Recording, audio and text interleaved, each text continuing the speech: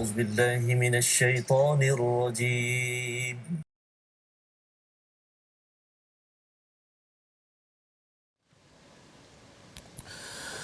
أعوذ بالله من الشيطان الرجيم. بسم الله الرحمن الرحيم. الحمد لله رب العالمين.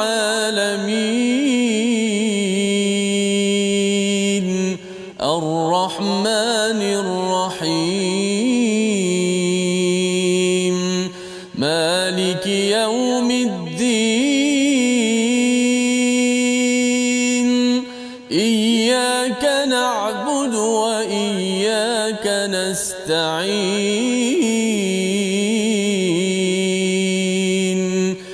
اهدنا الصراط المستقيم. صراط الذين أنعمت عليهم غير المغضوب عليهم ولا الضالين.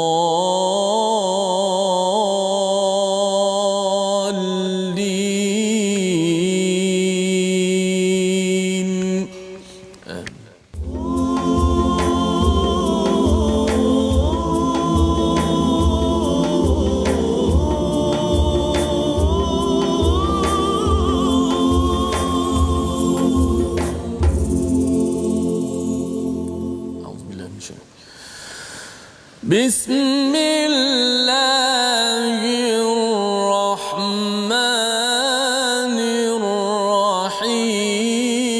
وما أبرئ نفسي. إن النفس لأمارة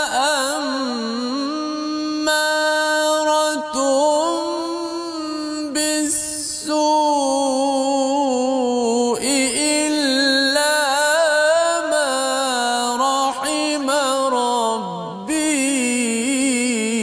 إن ربي غفور رحيم.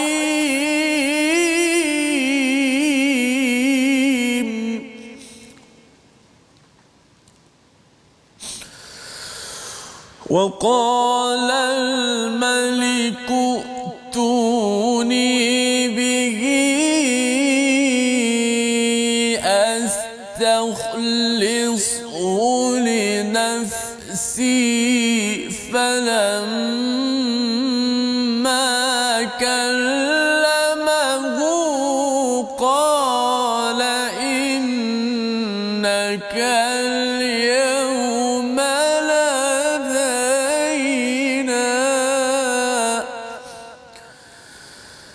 إنك اليوم لدينا مكين أمين.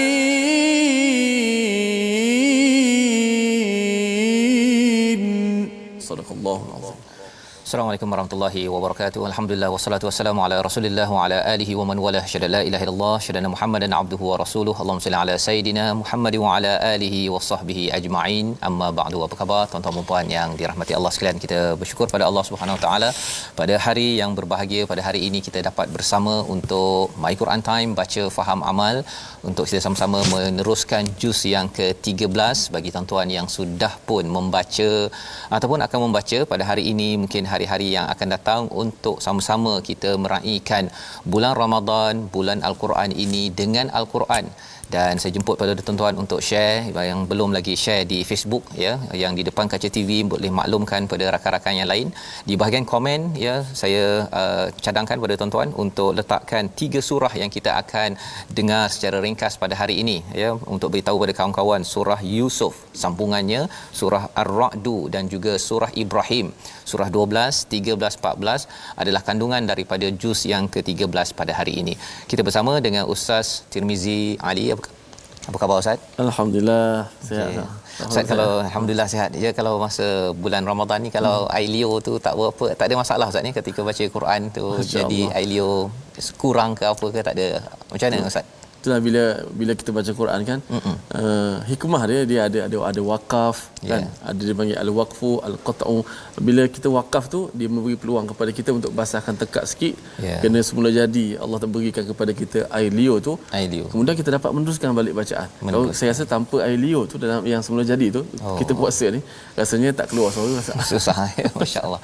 Dan itu satu nikmat yang besar daripada Allah Subhanahu Wa Taala, kerana bagi kawan kita yang mungkin kalau ada yang kena kemo Ustaz ya, kemoterapi tu, saya ada kawan dia air liurnya berkurang. Betul. Berkurang ataupun jadi kering, sehingga kan dia bila baca al-Quran ini ataupun dia makan pun, bagi tuan-tuan makan biasa dia kena minum air berkali-kali kan untuk membasahkan tekaknya. Jadi kita bersyukur pada Allah SWT kalau hari ini ada air liur yang boleh kita basahkan tekak untuk kita baca al-Quran. Jom kita sama-sama ya, ajak kawan-kawan lain untuk kita membaca juz yang ke-13 bermula daripada ayat 53 surah Yusuf.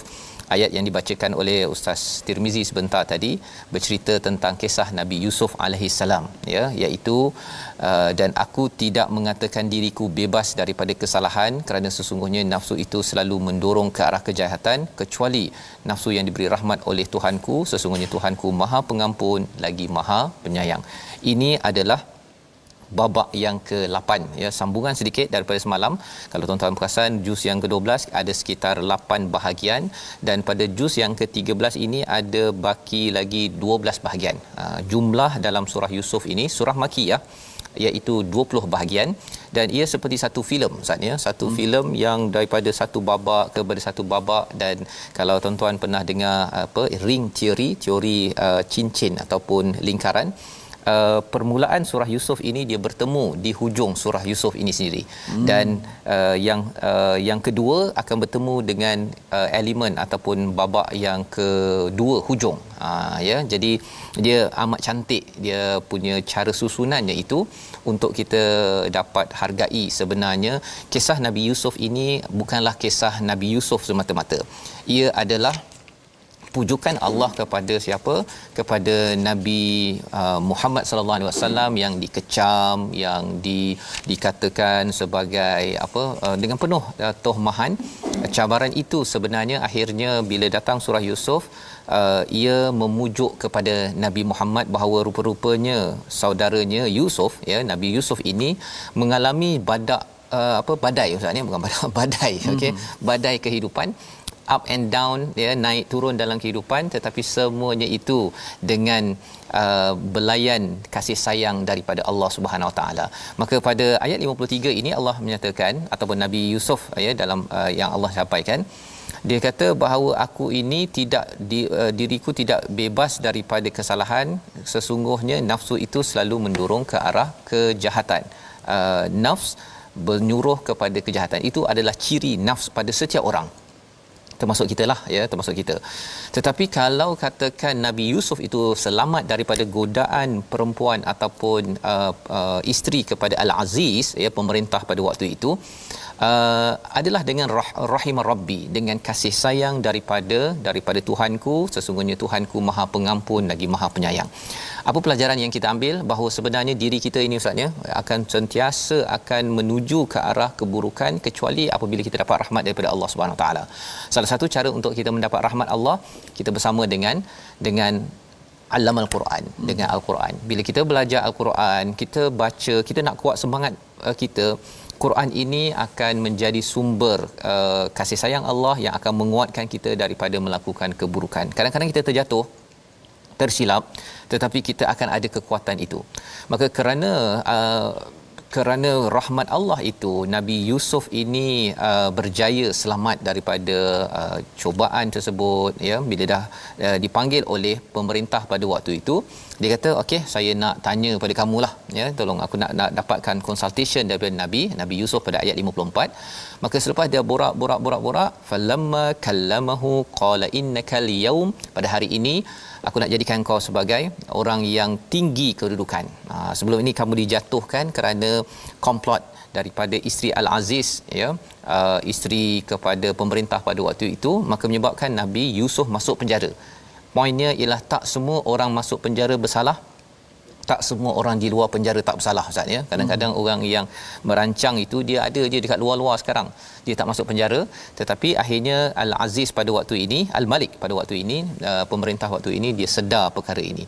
Jadi ini adalah babak ataupun bahagian yang ke-9, iaitu Nabi Yusuf menjadi Menteri Keuangan pada ayat 54 hingga 57 pada halaman ini. Pada ayat 58 apa yang berlaku? Anak Nabi Yaqub membeli gandum dari Yusuf dan ada permintaan daripada Nabi Yusuf. Nabi Yusuf dah jadi pemerintah, datang abang-abang dia musim kemarau nak mendapatkan gandum. Bantuan pada waktu itu. Ini pada ayat 58 hingga 62. 63 itu perundingan anak Yaqub agar mengizinkan adik Nabi Yusuf, Bunyamin, ikut serta membeli bahan makanan. Pasal dia diberi tahu oleh Nabi Yusuf jadi pemerintah, tolong bawakan seorang adik kamu, ya. Jadi mereka pun datang balik, ya, kepada Nabi Yaqub, ayah mereka, nak minta pula. Dulu pernah minta Nabi Yusuf, sekarang ni Bunyamin. Memang Nabi Yaqub ini susah nak bagi, Ustaz, ya. Tetapi yang lepas satu kesilapan, kali ini Nabi Yaqub masih lagi beri, ya, tapi tawakalnya itu kepada Allah Subhanahu Wa Taala. Pelajaran yang boleh kita ambil sebenarnya daripada bahagian yang ke-11 ini, iaitu kadang-kadang anak mungkin buat silap pada masa lepas, tetapi janganlah itu menjadi asas untuk menghukum kepada anak agar tidak lagi boleh diberi ruang, ya. Itu bahagian yang ke-11. Bahagian ke-12, wasiat Nabi Yaqub kepada anaknya pada ayat 67 muka surat 243 sampailah ayat 68, dan kemudian Nabi Yusuf mengenali Bunyamin, ya, dan membuat satu komplot sehingga kan Bunyamin pula kena tahan, Ustaz. Tadi suruh balik ambil Bunyamin, bila dah ada barang, ada macam cawan lah, ya, lebih kurang dia sembunyikan. Nabi Yusuf punya strategi ni, mereka ni memang bijak berfikir lah. Okay. Dan kali ini Nabi Yusuf pula buat komplot. Akhirnya Bunyamin kena tinggal, abang-abang kena balik pergi panggil pula kepada ayah, ya. Itu kita lihat kepada hingga ayat 76, dan kemudian ayat 77 pada halaman yang ke-244 kita lihat dialog antara Nabi Yusuf dengan saudara-saudaranya, iaitu bagaimana Nabi Yusuf mengingatkan kembali kepada komplot perigi. Komplot perigi. Dia tak cakap komplot abang dia cakap komplot perigi. Itu berlaku pada hingga ayat 87, ya. Dan kemudian pada ayat 88, ya, ayat 88 kita nak baca sedikit, ya, ataupun kita ambil ayat 87 sebagai panduan untuk kita melihat bahagian yang ke-14 ini, iaitu dialog antara Nabi Yusuf dengan saudaranya dan apa sebenarnya yang berlaku. Kita tengok ayat 87 bersama Ustaz Tirmizi. Baik, insya-Allah. Terima kasih Fadhil Ustaz Fazrul. Kita baca ayat 87. Saya bila sebut surah Yusuf ni, kita sekarang ni berada pada bulan Ramadan, kita sebut madrasah Ramadan. Dan hari ni pula kita masuk pula madrasah yang kedua, madrasah Yusufiyah. Surah Yusuf ni penuh dengan pengajaran. Ada penonton Niza Roni tadi kata turun naiknya Nabi Allah Yusuf alaihissalam. Dan cerita ada di bawah, ada di atas, bagaimana darjatnya diangkat oleh Allah Subhanahu Wa Taala. Moga-moga kita Ramadan juga boleh menghantarkan kita masuk ke level mustawa yang tinggi, insya-Allah. 80 ayat 87. Jom kita baca sikit dengan mujawad tarannum nahawat. A'udzu syaitanir. Ya bani yadhhabu fatahassasu min Yusuf wa akhihi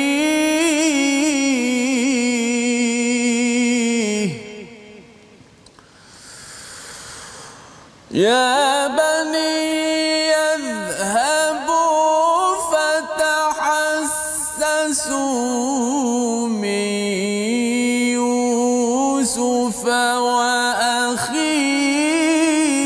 wa la tayasu min rauhillah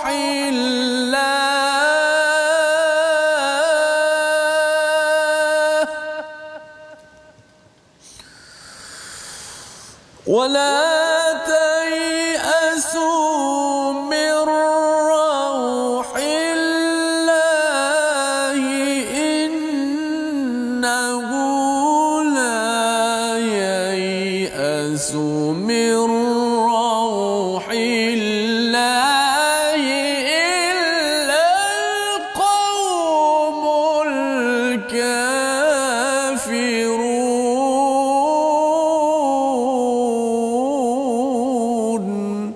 صدق الله. Surah Al-Azim, wahai anak-anakku, pergilah kamu carilah berita tentang Yusuf dan saudaranya, dan jangan kamu berputus asa daripada rahmat Allah. Sesungguhnya yang berputus asa daripada rahmat Allah hanyalah orang-orang yang kafir. Inilah kisah yang menyayat hati dalam kisah Yusuf ini. Kisah ini kisah yang memberi pujukan pada Nabi sallallahu alaihi wasallam yang dilambung ombak badai dalam kehidupan berdakwah, dalam bertauhid. Seperti mana juga Nabi Yusuf, ia adalah satu lambang kehidupan bertauhid tetapi di lambung ombak badai kehidupan, ya. Dan menariknya, ia bukan sekadar untuk Nabi Muhammad, ia juga untuk kita, tuan-tuan sekalian. Apabila kita baca pada ayat 87 ni Ustaz, ya, sebenarnya Nabi Yaqub sedih sangat. Pertama, Nabi Yusuf dah tak ada. Kali ni yang anak dia lagi seorang lagi, Bunyamin, pun kena juga, kan, oleh angkara siapa? Angkara daripada adik-beradiknya, ya. Tetapi sebenarnya peraturan percaturan Allah ini lebih hebat daripada apa yang diperhatikan. Sehingga kan bila ayat sebelum ini 86, Nabi Yaqub ini ketika sedih sangat itu, dia kata, hanya kepada Allah aku mengadukan kesusahan dan kesedihanku. Subhanallah, ya.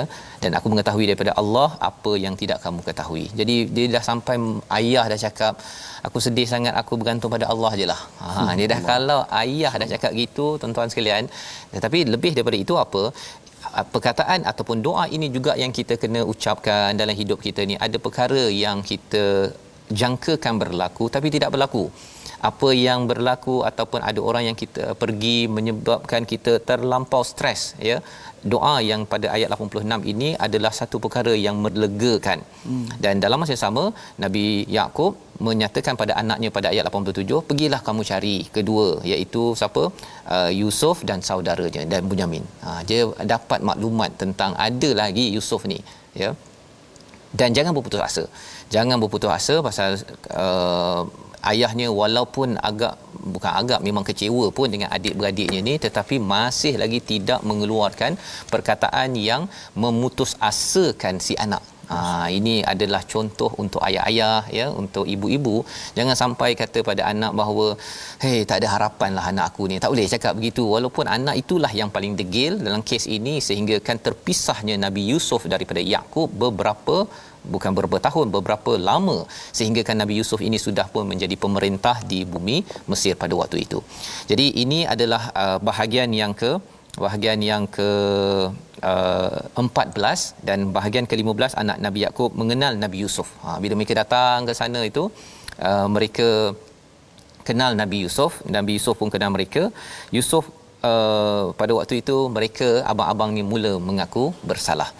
Maksudnya nak mengaku bersalah tu lama tu Ustaz. Panjang lah. Lama dia punya perjuangan. Konspirasi dah buat macam-macam. Jadi pelajaran untuk kita ialah kadang-kadang dalam keluarga ke dalam organisasi ke, kan, kadang-kadang ada orang tu buat silap. Dia sedar itu selepas beberapa lama. Betul. Ya. Poinnya ialah Allah tetap nak panggil semua hamba-hambanya untuk kembali pada Allah, tapi jalan ceritanya masuk orang ini, masuk orang itu untuk menjadikan babak kehidupan kita ini rasa macam tak tahan. Tetapi rupa-rupanya Allah sedang menyiapkan untuk Nabi Yusuf satu tahap yang tinggi. Allah sedang menyiapkan keluarga Nabi Yusuf, Nabi Yaqub ini satu tahap yang lebih tinggi sehingga akan diabadikan sepanjang sejarah dalam Al-Quran. Jadi ini pelajaran pada halaman 246, 247 sambung lagi, ya.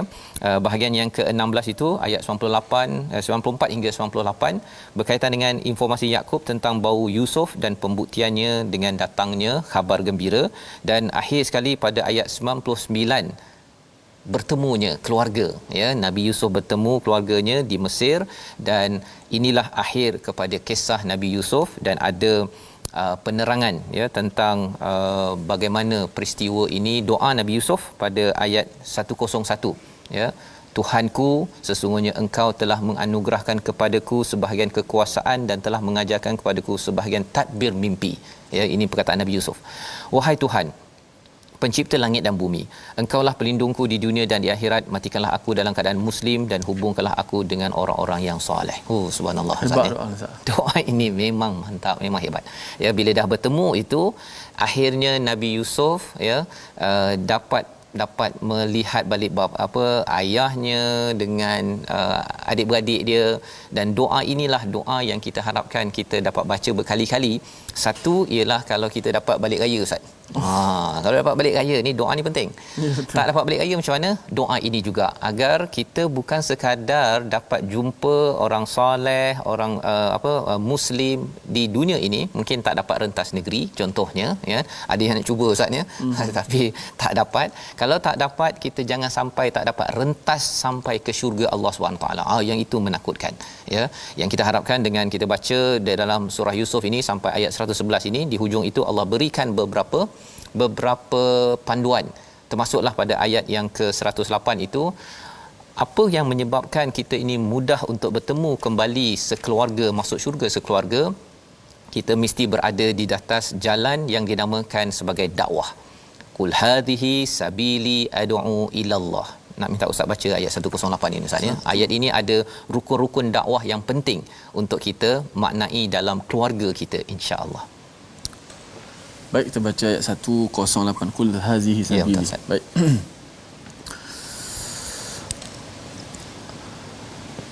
A'udzu billahi minasy syaithanir rajim. Qul hazihi sabili ad'u ila Allah ala basiratin ana wa man ittaba'ani wa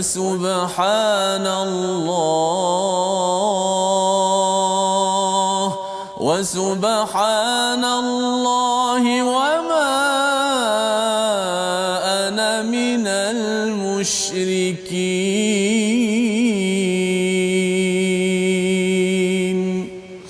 Sadaqallah. Katakanlah, wahai Muhammad, inilah jalanku, aku dan orang-orang yang mengikutiku, mengajak kamu kepada Allah dengan yakin, Maha Suci Allah dan aku tidak termasuk golongan yang musyrik.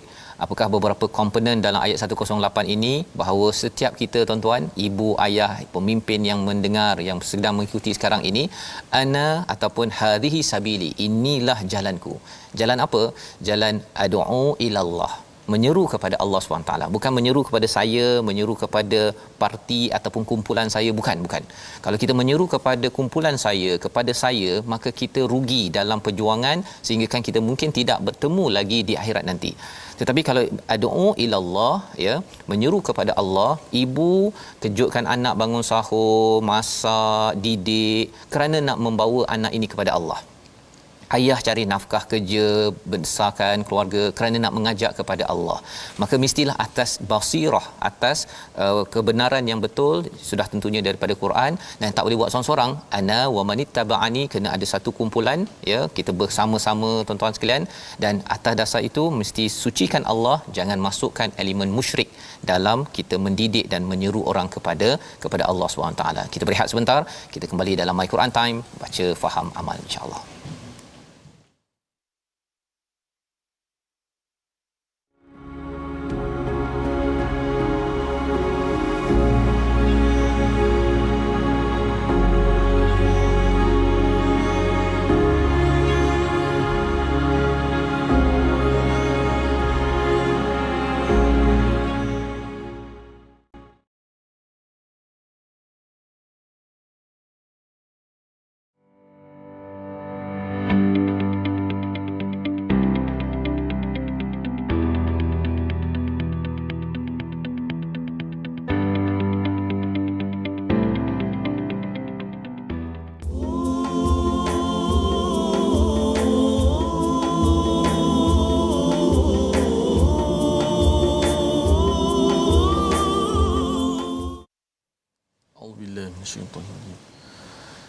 Bismillahirrahmanirrahim.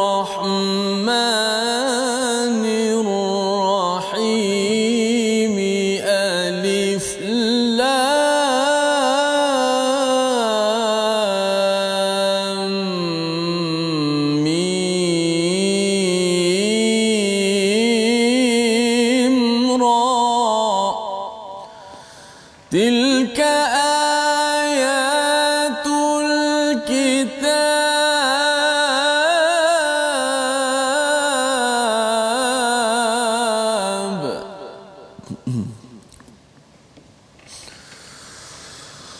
والذي أنزل إليك من ربك الحق ولكن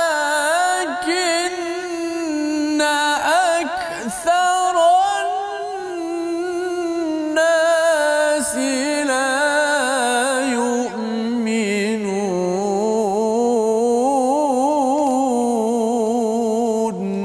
صدق الله.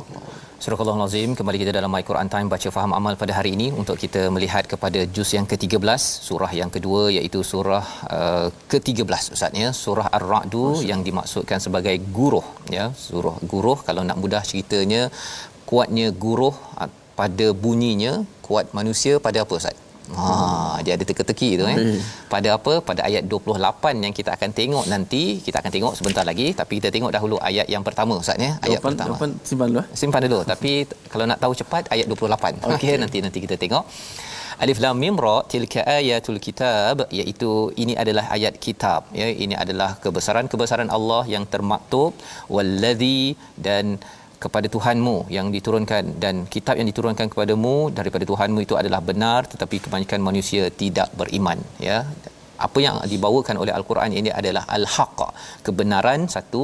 Al-haq ini juga adalah tujuan yang perlu kita bina dalam hidup kita. Maksudnya kalau ada yang bertanya apa purpose, apa tujuan saya hidup, tujuannya itu adalah kebenaran yang ada termaktub di dalam Al-Quran. Ini ramai orang mencari kebenaran tak tahu nak cari kat mana. Belajar falsafah itu ini dan sebagainya, tetapi sebenarnya ia dirakamkan, ia dimaklumkan oleh Allah SWT. Kita dari mana, nak ke mana, buat apa dekat sini, semuanya ada di dalam Al-Quran. Allah nyatakan di hujung ayat 1 itu, ramai orang tidak beriman. Itu hakikat yang kita lihat sekarang, bahawa ramai orang yang tidak pun mengendahkan kepada agama Islam. Tetapi itu jugalah peranan kita tuan-tuan ya, untuk kita sampaikan, kita doakan lebih ramai lagi orang yang kembali kepada agama Islam. Surah Ar-Ra'd ini adalah surah Makkiyah yang menekankan tentang keimanan. Kalau Nabi biarkan, maka orang Mekah pada waktu 1400 tahun yang lepas tercari-cari ya tentang al-haq yang sebenarnya. Mereka mungkin kata bahawa kebenaran itu ada pada orang kaya, kebenaran itu ada pada pemerintah yang berkuasa, tetapi sebenarnya kebenaran itu adalah datang daripada Tuhan yang Esa. Jadi dalam surah Ar-Ra'd ini cara ringkas tuan-tuan akan dapati bahawa ada banyak pembuktian daripada alam maya pada, daripada alam sekitar kita untuk membuktikan keesaan Allah. Untuk apa? Untuk akhirnya kita nampak bahawa kebangkitan ya sampai akhirat itu adalah sesuatu yang hak. Itu adalah tempat yang kita akan pergi ya. Kerana orang-orang musyrik dia rasa bahawa kita ni akan mati, kami ni tidak akan pergi ke sana, jadi kami baik enjoy, kami nak tipu ke apa ke buat dekat sini, pasal hidup bagi mereka hanya sekali. Tetapi bila kita baca daripada segala apa yang Allah nyatakan ini, bahawa mudah saja kalau Allah dah jadikan alam ini, mudah saja untuk Allah jadikan alam yang seterusnya convert dan ubah sahaja untuk menjadi syurga atau neraka Allah Subhanahu Wa Taala. Ada panduan bagaimana untuk menuju ke syurga dalam surah ini, iaitu kita lihat pada ayat yang ke-19 dahulu, permulaan tentang istilahnya keluarga ataupun individu ulul albab. Kita baca ayat 19 bersama Ustaz Tirmizi. Jom sama-sama kita buka pada ayat yang ke-19 surah Ar-Ra'd. Nama ni itulah kelebihan hari ini, kita ada 3 surah sah. 3 surah. Ada surah Yusuf, sekarang surah Ar-Ra'd, lepas ni ada 1 surah lagi. Allahu akbar. Kira rekod ustaz ni. Itu belum lagi juz ke-30 nanti. Berpuluh-puluh surah dalam masa 1 jam. Allahu akbar. Insya-Allah. Jom sama-sama kita baca sikit ayat yang ke-19. Kita baca Tarannum Mujawwad dengan Tarannum Sikah A'udzubillahi minasyaitanir أفمن يعلم أنما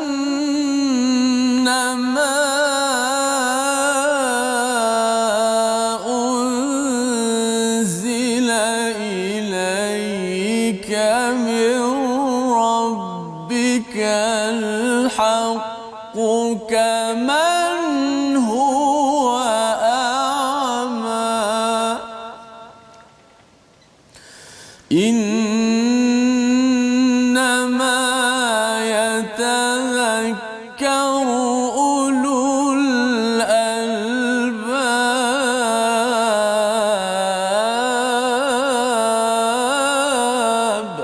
صدق الله العظيم. Surah Al-Azim ayat 19 ini menceritakan maka adakah orang yang mengetahui bahawa apa yang diturunkan Tuhan kepadamu adalah benar sama dengan orang yang buta? Hanya orang yang berakal yang dapat mengambil pelajaran. Istilahnya innama yatazakkaru ulul albab. Di dalam al-Quran ada 16 ayat ulul albab. Bagi adik-adik, bagi cikgu-cikgu yang berada di MRSM ulul albab ataupun di tahfiz model ulul albab, ayat-ayat ini perlu diberi perhatian kerana ia bukan sekadar istilah tetapi perlu dimaknai dengan sebenarnya. Dan apakah maksud ulul albab? Yang berfikir daripada hati nurani, mengikut istilah daripada Hamka, ya, iaitu hati yang paling dalam. Dan apakah cirinya? Ia bukan sekadar nama, tetapi ada cirinya. Yang pertama ayat 20 itu dia menyempurnakan janji kepada Allah Subhanahu Wa Taala, ya, iaitu apabila sembahyang dia mesti on time. Kalau dia ada apa-apa sahaja peraturan, dia sempurnakan. Tidak memutuskan perjanjian. Termasuklah perjanjian yang besar dalam hidup kita ini adalah perjanjian dalam keluarga. Ibu ada tanggungjawab, ayah ada tanggungjawab. Bila ia tidak diputuskan, kita ada perjanjian dengan syarikat dan sebagainya, kalau kita tidak putuskan, ya, maka itu adalah ciri yang kedua. Menyambungkan apa yang Allah suruh sambung, termasuk silaturahim, dan takut kepada Allah dan takut kepada hari pembalasan hisab, itu pada ayat 21. Pada ayat 22 Allah menyatakan orang yang sabar, ya, untuk mencari keredaan Allah SWT, mendirikan solat dan juga infak daripada rezekinya secara diam-diam ataupun secara terang-terangan. Wa yadra'u nabil hasanati sayyi'at, menolak keburukan dengan kebaikan. Orang lain kutuk ke, orang lain buat jahat, dia akan balas dengan kebaikan. Maka inilah kumpulan ulul albab. Adik-adik yang berada di MRS yang ulul albab ataupun tidak, ya, perlu ada sifat ini. Kalau katakan pelajar biasa, sekolah biasa ada sifat-sifat ini ustaz, namanya ulul albab juga. Maka apakah kesannya?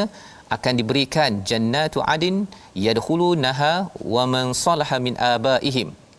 Dia akan masuk ke dalam syurga Aden dan dia akan masuk dengan keluarga-keluarganya, ya, dengan ayahnya, dengan nenek moyangnya, dengan pasangannya, dengan zuriatnya pada ayat 23. Jadi surah Ar-Ra'd ini memberi tahu kepada kita, makin kita percaya pada hari akhirat, tauhid, menghargai alam ini, kita ingat pada Allah, maka kesannya kita terjelma dalam akhlak pada halaman 252 itu. Jawapannya jannatu adn, masuk syurga sekeluarga. Ini dia punya formulanya. Dan perkataan malaikat ketika masuk itu dia kata apa? Pada ayat 24, salamun alaikum bima sabartum fa ni'ma uqbatar, ya, salam iaitu kesejahteraan kepada kamu kerana kamu bersabar. Tuan-tuan bersabar untuk memenuhi ciri yang ada ini, syurga daripada Allah, dan ada malaikat yang menyambut kita suatu hari nanti. Amin ya rabbal alamin. Tapi macam mana kita nak pastikan perkara ini berlaku? Salah satu disiplinnya ialah kita selalu ingat Allah. Kita baca ayat 28 sebagai panduan kita, muka surat 252 Ustaz, ya. Ayat yang biasa kita dengarlah ni. Betul. Silakan Ustaz. Baik. Oh, ni jawapan kat sini Ustaz. Jawapan kat sini. Okey, ya. Tadi ada orang jawab iman, ada orang jawab zikir. Nanti Ustaz Jafar jawablah. Dipilih Ustaz Jafar lah. Walaupun duduk semua betul. Okey. Okey. Alhamdulillah. Kita baca ayat 28, satu ayat lagi. Ayat ni cukup power kerana kita bulan Ramadan, bulan yang kita kata pembebasan daripada api neraka, dan kita nak menuju ke syurga Allah. Apatah lagi masa Fas sebut tadi, masuk syurga sekeluarga, seronok kita dapat masuk syurga. Kalau kita pergi bercuti seorang-seorang pun tak sama, tak seronok Ustaz. Nak kena pergi dengan anak cucu. Macam sekarang lah, kita tak boleh rentas negeri, tak boleh jumpa mak ayah, dah sedih dah Ustaz. Kan? Tak naklah kita kena tak boleh rentas juga bersama-sama ke syurga Allah nanti Allah. Ya, kita nak sama-sama lah insya-Allah. Kalau tak rentas negeri pun tak apa, kata Ustaz Fas, biar kita dah jangan sampai tak rentas ke syurga insya-Allah. Mudah-mudahan amin masuk syurga semua keluarga. Auzubillahi minasyaitanir alladzina amanu wa tatma'innu qulubuhum bi.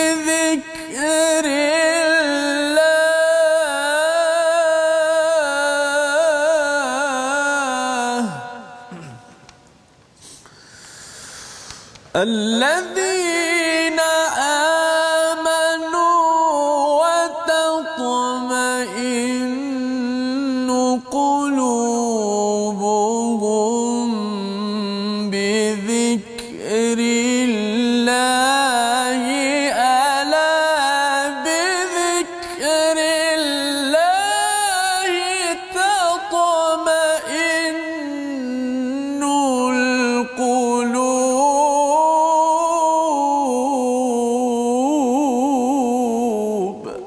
صدق الله. Iaitu orang-orang yang beriman dengan hati, yang beriman dan hati mereka menjadi tenang tentram dengan mengingati Allah. Ingatlah, hanya dengan mengingati Allah hati menjadi tentram. Rupa-rupanya inilah tanda ataupun cara kita nak jadi kuat, Ustaz ya. Kuatnya guruh pada bunyinya, kuat manusia pada hatinya yang dapat mengingat kepada Allah Subhanahu Wa Taala. Jadi tenang. Bila tenang, ya, maka kesannya apa? Dia akan mendapat sebagaimana ayat 29 pada halaman 253, dia akan dapat beriman, dia dapat beramal soleh, mereka memperoleh kebahagiaan dan tempat kembali yang baik. Subhanallah, ya. Ini janji Allah untuk kita pastikan kita ini kuat dalam kehidupan kita. Badai melanda sebagaimana dalam surah 12, Nabi Yusuf itu menghadapi cabaran dalam kehidupan. Tetapi dengan mengingati Allah, ajak orang kepada Allah.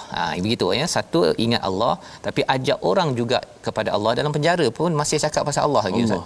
Sepatutnya cakap je lah, aku tak puas hati betul lah kena penjara apa sebagainya kan. Tapi dia tetap juga sebelum orang tu nak tanya jawapan kan, nak tanya jawapan apa takbir mimpi je, sebelum dia jawab tu dia beritahu dulu, bagi ceramah dulu pasal Allah, ajak orang itu kepada Allah Subhanahu Wa Taala. Jadi ini perkara yang kita ingin hidupkan, tuan-tuan sekalian ya, dalam ayat 29 tadi, kerana kita menjejak kepada siapa? Rasul-rasul. Ya, Allah nyatakan pada ayat 30, demikianlah kami telah mengutuskan engkau Nabi Muhammad kepada suatu umat yang sesungguhnya sebelumnya telah berlalu beberapa umat, agar engkau bacakan kepada mereka Al-Quran yang kami wahyukan kepadamu, padahal mereka engkar kepada Tuhan yang Maha Pemurah. Ya, ayat yang ke-30. Jadi orang yang makin berzikir, ya, makin baca banyak Al-Quran, dia nak ajak orang lain kepada Al-Quran, kepada berzikir pada Allah. Dan dia tak boleh duduk seorang-seorang, ya, kerana apa? Kerana dia nak ajak keluarganya juga masuk syurga sekeluarga. Syurga macam mana? Salah satu penerangannya Allah nyatakan pada ayat 35 surah Ar-Ra'd ini, iaitu perumpamaan syurga yang dijanjikan pada orang yang bertakwa seperti taman mengalir di bawahnya sungai-sungai sentiasa berbuah, Ustaz. Sentiasa berbuah, ya, iaitu istilahnya ukuluha daimu wa dhilluha, ya, teduh. Teduh dan buahnya daim, ya, dawam. Tilka uqbal ladina taqau, ini adalah tempat kesudahan bagi orang yang bertakwa, sedang tempat bagi orang yang ingkar pada Tuhan adalah an-nar, ya. Jadi cuba bayangkan buah-buahan setiap masa dan teduh dan tak payah bayar, Ustaz. Itu yang penting. Kan, kalau zaman sekarang ni kalau kita dapat buah setiap hari orang hantar pun, kalau orang hantar okey, Ustaz. Tapi kalau kena bayar, kita tarik nafas lebih sikitlah, kan. Tapi insya-Allah, ya, kalau kita adalah orang yang menderma itu, kita sedang menyiapkan buah dihantar setiap hari tanpa bayaran dengan tempat yang teduh seperti ayat 35 ini, ya. Jadi surah Ar-Ra'd ini ada 43 ayat sahaja, tetapi ia menguatkan kepada kita agar bertauhid pada Allah, dan mestilah kita rancang macam mana nak menjadi keluarga ulul albab, ya, keluarga ulul albab agar dapat masuk syurga sekeluarga. Kita lihat kepada surah Ibrahim, surah yang ke-14, ayat pertama kita baca bersama Ustaz Tirmizi. Baik. InsyaAllah masuk surah ketiga pada di hujung siaran My Quran Time ni. Tanpa melengahkan masa, kita baca ayat pertama daripada surah Ibrahim untuk kita mendapatkan pencerahan dan juga tadabbur daripada surah ini. A'udzubillahi minasyaitonir rajim. Bismillahirrahmanirrahim. Alif Lam Ra. Kitabun anzalnahu ilayka litukhrijan nasa minadh dhulumati ilan nuri bi'izni rabbihim ila siratil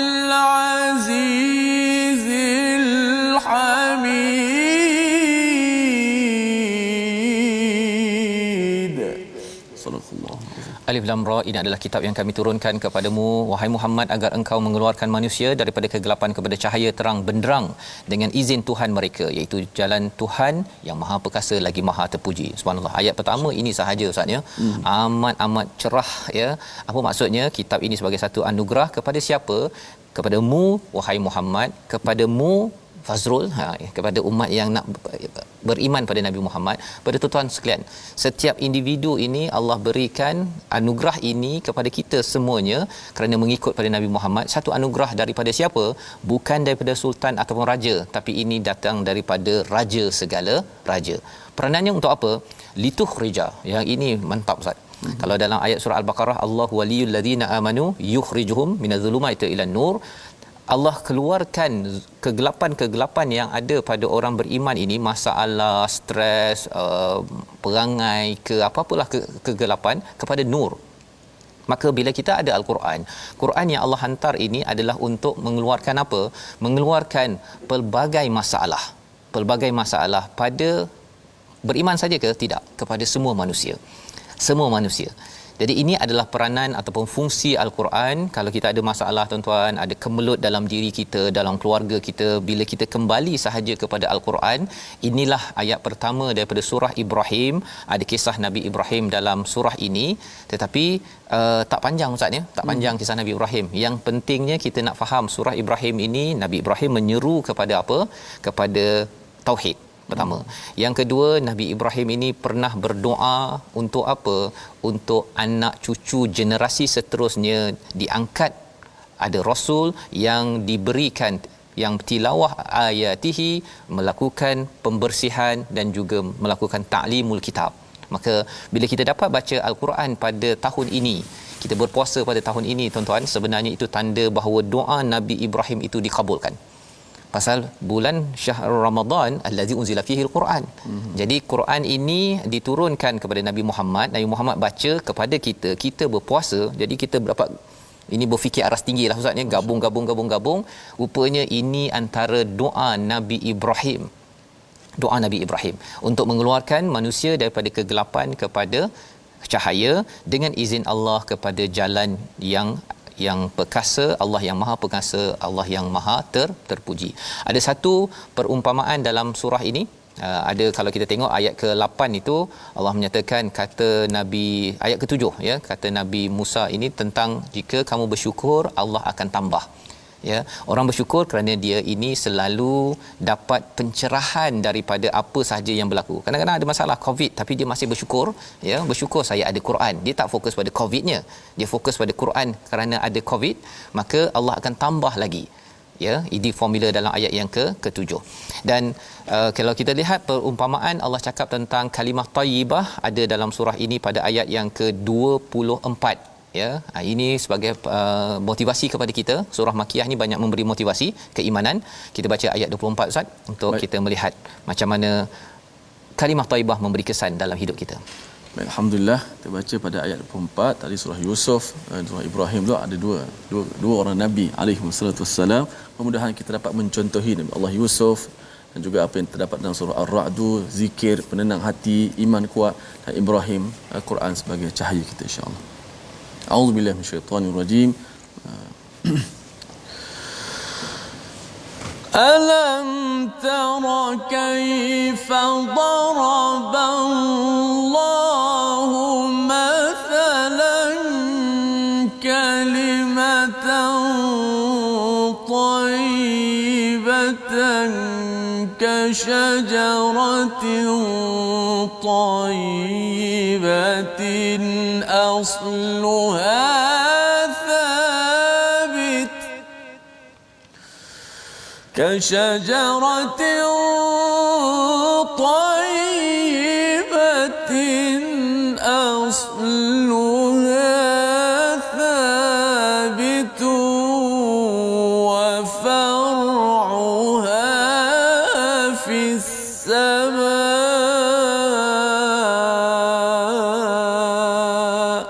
صدق الله. Surah Al-Azim ayat 24 ini muncul selepas Allah bercakap pada ayat 23 tentang syurga. Orang yang ke syurga sifatnya salah satu kerana ia ada kalimah thayyibah dalam hidupnya yang sifatnya itu seperti sepohon kayu, ya, satu pokok yang akarnya kuat dan ia pucuknya sampai ke langit tinggi untuk memberi teduh kepada orang di sekitar. Dan kalau ayat 25 itu dia memberi makanan buah-buahan pada setiap masa dengan izin Tuhan. Orang suka, orang dapat banyak buah-buah manfaat daripada orang yang ada kalimah thayyibah.